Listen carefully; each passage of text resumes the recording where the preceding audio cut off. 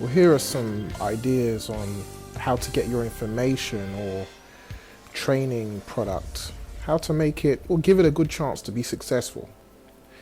If you train people on a particular expertise and if there's a unique way that you achieve the result for the client, or you achieve for them a unique result, the client or customer, this is an added bonus. So hopefully, before you decide to take your program to an online format, some of these ideas can help you immensely to do a fair bit of research beforehand.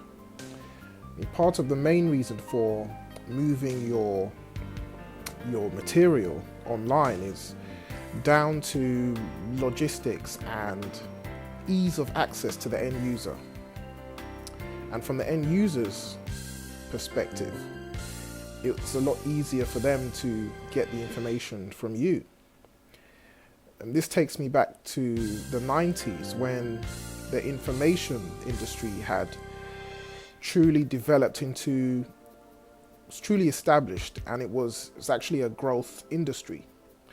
It basically caught fire in its own right, and speakers and presenters would have the headache of lumbering from city to city, disseminating their jewels of wisdom and bringing crates of pre-recorded course material in shiny wrappers and cellophane. Now, the upfront costs and organization of this information, its transit and its storage all had to be worked out and synchronized beforehand. And even though all this capital was sitting in the physical stock of pre-recorded material, tapes, CDs and the like, there was no guarantee the presenter would recoup the amounts they invested or even cover their plane ticket to the speaking engagement. So this is why, with the emergence of the internet and the rise of digital media, it truly revolutionized the industry and transformed the way people could do business and deliver their information. In theory, you could do business and never leave your bedroom. Pretty much everything can be done online. All of your trainings, all the videos. I don't even have to tell you what a wonderful difference this can make in your life compared to the way professionals used to do it in the past. And one of the biggest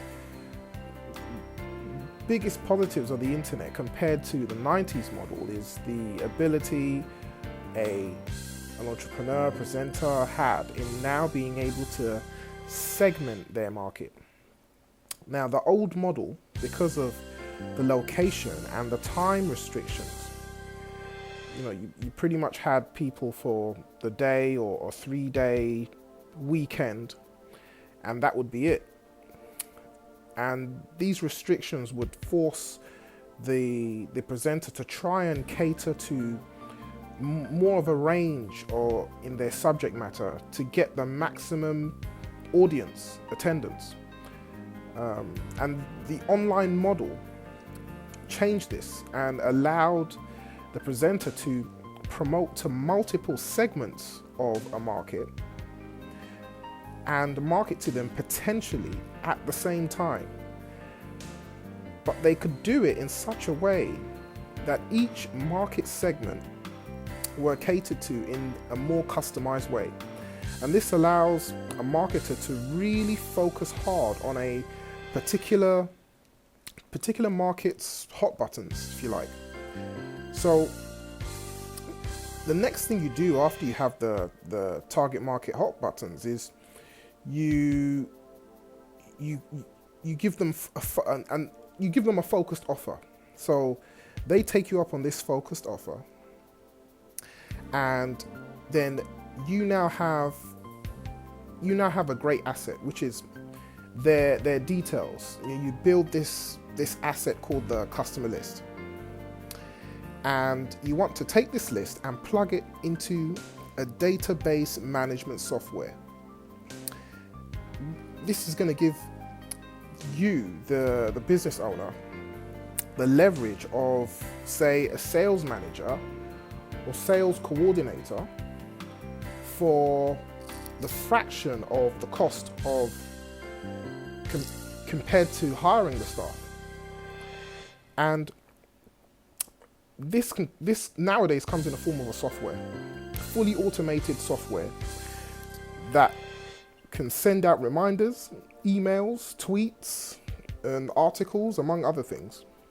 And there are many customer relationship management softwares on the market out there. The more up-to-date software packages will allow you a level of sensitivity with your market where the software will pick up key correlations, keywords with your target market, connected to your target market's hot buttons. So imagine if members of your market were asking you certain questions which